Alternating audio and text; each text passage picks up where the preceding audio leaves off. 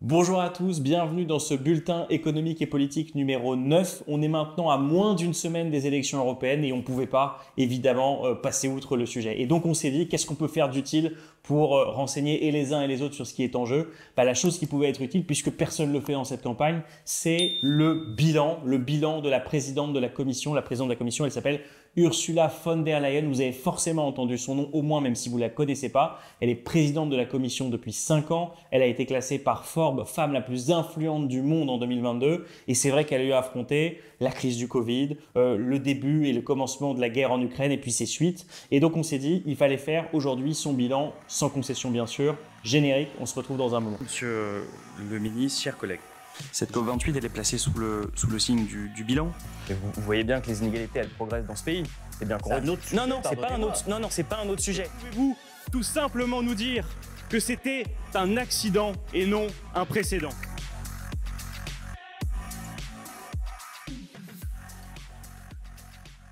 Avant de rentrer dans les reculades de la commission, les erreurs qu'elle a commises, on va quand même commencer par les succès qu'on est obligé de lui concéder ou de lui reconnaître. Donc sur les succès, je vais vous parler de deux choses principalement qui pour moi m'ont marqué ou en tout cas m'ont interpellé dans les réussites de cette commission. D'abord, je vais vous parler de la crise Covid. Alors pourquoi je dis que la commission a réussi à faire quelque chose pendant cette crise Covid? Premièrement, parce qu'il s'est passé quelque chose de fou. C'est-à-dire que la commission, qui est la gardienne du temple des dogmes libéraux en Europe, tout d'un coup a dit, les amis, le pacte de stabilité et de croissance, il est suspendu.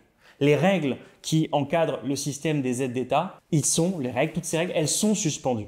Et donc pendant 4 ans, pour ce qui concerne le pacte de stabilité et de croissance, vous savez, ce pacte qui dit que les États doivent faire moins 3% de déficit, qu'ils doivent avoir moins de 60% de dette, ce carcan qui n'a pas de sens économiquement, eh bien pendant quelques années, ça a été suspendu, ces dogmes sont tombés. Vous voyez, on n'en est pas mort. Au contraire, ça nous a permis de réagir, ça nous a permis de retrouver de la réactivité. C'est peut-être une leçon pour la suite de ce qu'il faudrait faire de ces dogmes. Mais en tout cas, ça a été suspendu. La deuxième chose qu'on peut lui reconnaître dans ce moment du Covid, dans ce moment compliqué du Covid, c'est qu'en faisant des achats groupés au niveau européen, on a évité la concurrence à tout va entre les États, et 2, on a obtenu des rabais parce que la seule chose qu'on aurait gagné en y allant chacun de notre côté, c'était évidemment de payer le prix fort auprès de l'industrie pharmaceutique. Donc, il y a eu ce groupement de commandes, j'ai envie de dire, entre les États qu'elle a réussi à organiser au niveau européen alors qu'on pouvait imaginer que c'était à chacun pour soi dans ce moment un petit peu compliqué. Et puis la troisième chose, qui n'est pas une petite chose, il faut bien le reconnaître, c'est le plan Next Generation EU. Ce plan, c'est un plan de relance de 750 milliards d'euros. De toute éternité, en Europe, il était hors de question de lever de la dette au niveau européen avec des taux extrêmement bas qui sont les taux des pays du Nord, les taux les mieux portants. Et bien là, on a fait un truc qui est incroyable. On a levé de la dette au niveau européen à bas coût et on l'a fait en finançant d'abord les économies du Sud, c'est-à-dire l'Espagne et l'Italie, qui sont par exemple les deux principaux bénéficiaires de ce plan Next Generation. Et ce plan, on l'a fléché vers quoi? On l'a fléché vers la transition écologique à hauteur de 35%. Il y avait une obligation de consacrer 35% des plans nationaux qui découlaient de Next Generation EU à la question écologique et plus de 20% aux questions numériques. Donc voilà, si vous voulez, le premier point sur le moment Covid. On ne peut pas dire que la commission se soit pas mal débrouillée, ça a été plutôt une réussite. Et puis le deuxième sujet où il y a quand même eu quelque chose d'assez nouveau, d'assez peut-être innovant en Europe, c'est le moment du déclenchement de la guerre en Ukraine. Premier point, les États européens, ils ont parlé d'une seule voix. Ça leur arrive quand même très rarement en matière de relations internationales. Pour une fois, ils ont parlé d'une seule voix. Deuxième point, ils ont réussi au niveau de la Commission à organiser un système de sanctions relativement important, c'est-à-dire que vous avez aujourd'hui le gel des avoirs, l'interdiction pour les oligarques russes de venir en Europe. Vous avez les 10 principales banques russes qui ont été déconnectées du système européen interbancaire qui s'appelle le système SWIFT. Vous avez plus de relations aujourd'hui et de transactions avec la Banque centrale russe. Vous avez sur les importations et sur les exportations des sanctions. Au niveau des importations, vous connaissez, même s'il y a des trous dans la raquette, on pourra revenir dessus sur le pétrole et le gaz, des interdictions d'importation en venant de la Russie. Et à l'inverse, nous, on s'interdit de faire des transferts technologiques dans des secteurs de pointe à la Russie compte tenu de la confrontation qui a lieu en Ukraine. Et puis dans le soutien à l'Ukraine, il y a eu quand même partout en Europe du renseignement en commun, de la formation en commun et des livraisons d'armes, même si ces livraisons d'armes ont tardé. Voilà pour les quelques succès qu'on pouvait enregistrer et qu'on pouvait mettre au crédit de Ursula von der Leyen et de la Commission. Maintenant, il ne faut pas oublier, ces gens-là ne sont pas nos amis, on ne partage pas leurs idées et il y a plein d'aspects où ils ont reculé énormément et où ils ont fait aussi de graves erreurs. Je commence par les reculades parce qu'il y en a qui sont extrêmement impressionnantes. Le premier sujet, c'est la question de l'impôt mondial sur les bénéfices. Youpi, on a réussi, Bruno Le Maire était heureux comme tout pour vous annoncer qu'il avait créé avec les partenaires du G20, de l'OCDE qui ont bossé sur le sujet, un impôt mondial sur les bénéfices. Mais cet impôt mondial sur les bénéfices, il est à hauteur de 15% sur les sociétés, impôt de 15%, donc un impôt ultra faible. Pourtant, en Europe, depuis des années, on travaillait sur un autre projet qui s'appelle le projet AXIS, c'est un nom un peu technique, mais en gros, c'était un impôt qui était unifié au niveau européen et qui évitait la concurrence fiscale entre pays européens. Ce projet, du fait de ce qui s'est passé au niveau mondial, il a été abandonné. Pourquoi c'est pas du tout une bonne nouvelle? D'abord parce que avec cette imposition à 15% minimale, en fait, les pays européens, il n'y a que 3 pays qui sont concernés par un niveau en dessous de 15%. Donc, on ne va pas récupérer beaucoup d'argent avec cette proposition d'une disposition au niveau mondial. Deuxième sujet, pour pouvoir mettre en œuvre au niveau mondial cette nouvelle imposition minimale à 15%, il a fallu renoncer à faire ce qu'on voulait faire. Qu'est-ce qu'on voulait faire? On voulait imposer les GAFAM sur leur chiffre d'affaires. Et avec l'imposition qu'on avait prévue sur le chiffre d'affaires des GAFAM, on aurait pu lever beaucoup plus d'argent qu'avec la mesure qui est aujourd'hui proposée et en vigueur. Et puis troisième sujet, avec cette mesure au niveau mondial, on n'évite pas du tout ce qu'on appelle les prix de transfert. C'est quoi les prix de transfert? C'est quand les firmes multinationales, elles jouent entre leurs différentes filiales pour loger le maximum de bénéfices dans les pays où il y a le moins d'imposition. Et ça permet pas du tout de le faire. Avec le projet Axis qui était en discussion depuis 2011, c'est pas un projet qui sortait de nulle part. Depuis 2011 en discussion, on avait l'idée de se dire qu'on consolidait la base fiscale en fonction du nombre de salariés qui étaient employés dans le pays, en fonction du nombre d'unités de production. Bref, vous ne pouviez pas jouer sur des écritures purement comptables pour échapper à l'impôt. Vous étiez coincé dans le pays où vous réalisiez vraiment de la valeur et où vous réalisiez du chiffre d'affaires. C'était ça le projet Axis. Il a été complètement abandonné par la Commission. Ça, c'est le premier renoncement. C'est sur les questions fiscales. Derrière l'idée d'un impôt mondial qui serait un grand succès, en fait, il y a derrière beaucoup d'enjeux pour l'Union européenne et finalement l'abandon en rase campagne d'un projet beaucoup plus ambitieux. Deuxième sujet, c'est sur le pacte vert européen. Vous savez, en 2021, c'est vrai, il y a eu un acte fort posé par l'Union européenne. L'idée, c'était de dire, d'ici 2035, on arriverait à faire moins 55% d'émissions par rapport au niveau de 1990. C'était l'objectif qu'on s'était donné. Et en 2021, on est à moins 30% par rapport au niveau de 1990. Et donc, il y a eu une première série de mesures, plutôt qui allaient dans le bon sens, qui ont été prises. Il y a eu une loi européenne contre la déforestation.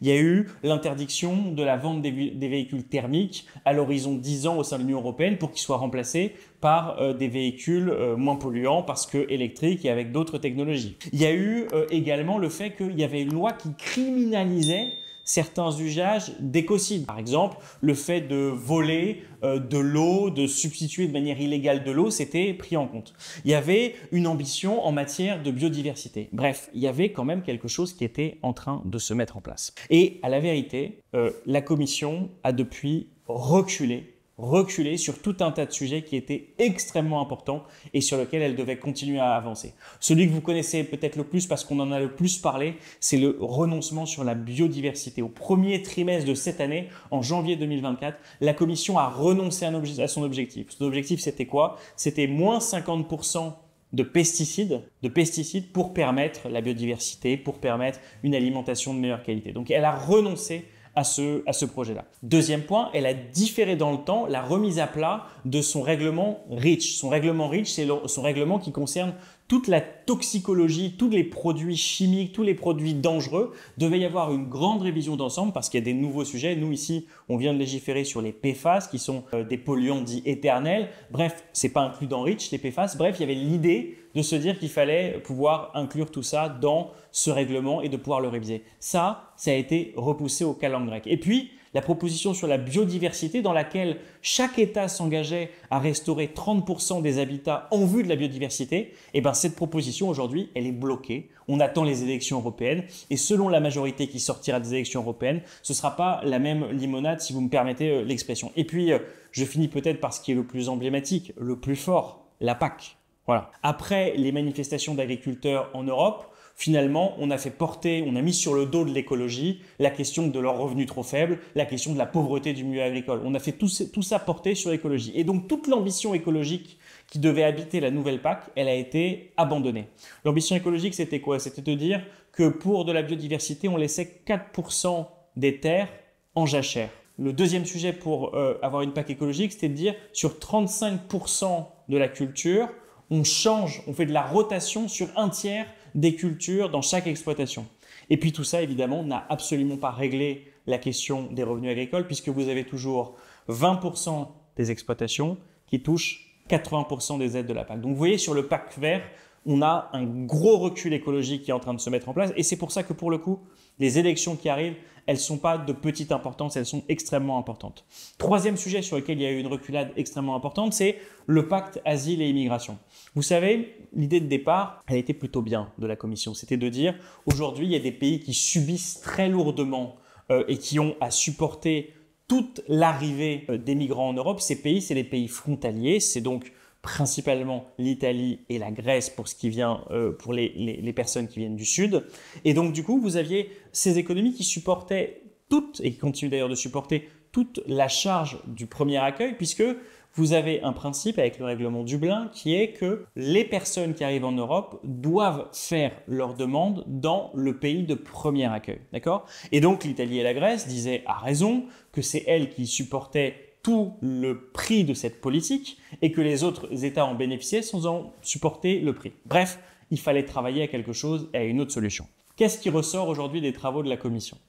Ce qui ressort, c'est d'abord une mesure de filtrage extrêmement forte. L'idée, c'est tout simplement, on accélère les procédures, on crée des centres de rétention à proximité des frontières pour pouvoir traiter de manière plus rapide le problème. 2, il devait y avoir de la solidarité entre les États, il devait y avoir une prise en charge de l'accueil en tenant compte de la population, que chaque État européen puisse prendre une partie des réfugiés qui arrivaient en Europe. Eh bien écoutez, ce n'est pas ce qui a été retenu. Comme il y avait des économies qui s'opposaient et des pays qui s'opposaient à l'accueil des réfugiés, en fait maintenant vous avez le choix. Soit vous prenez des réfugiés, soit vous payez pour qu'ils soient gérés à votre place en Grèce ou en Italie.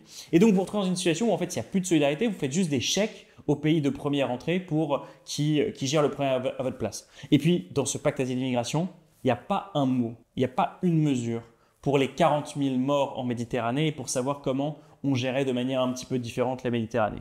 Dans ce pacte, il n'y a pas un mot sur la question de l'intégration en Europe des personnes qui arrivent. Il n'y a pas un mot sur la coopération avec les pays de départ pour éviter ces flux migratoires. Les seuls mots de coopération, c'est avec les pays de transit pour voir comment ils peuvent garder le maximum de réfugiés sur leur sol plutôt qu'ils arrivent sur le territoire européen. Donc voilà un petit peu sur le pacte asile et immigration. On est très loin de l'ambition de départ qui était de dire une solidarité européenne où chacun prend sa part d'humanité dans cette affaire.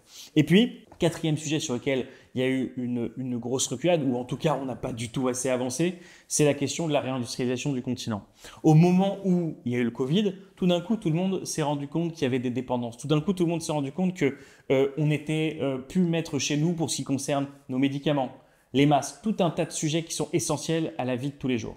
Et donc, il y avait eu un premier réveil. Et puis, deuxième réveil de notre dépendance, c'est que les Allemands, ils ont peut-être fermé leur centrale nucléaire, mais ils se sont mis dans la main du gaz russe. Et donc, vous vous trouvez dans une situation où vous avez eu toute une partie de l'Europe qui est dans la main du gaz russe. Et donc, vous avez, pareil, une énorme dépendance. Donc, partant de là, on s'est dit qu'il y avait un besoin, un impératif de réindustrialisation. Et donc, il y a eu la volonté de réindustrialiser l'Europe de manière extrêmement forte. En pratique, franchement, on n'est pas du tout à la hauteur des enjeux. Ici, pour vous donner un petit peu le spectre des mesures qu'on a, on a accéléré des permis de construire.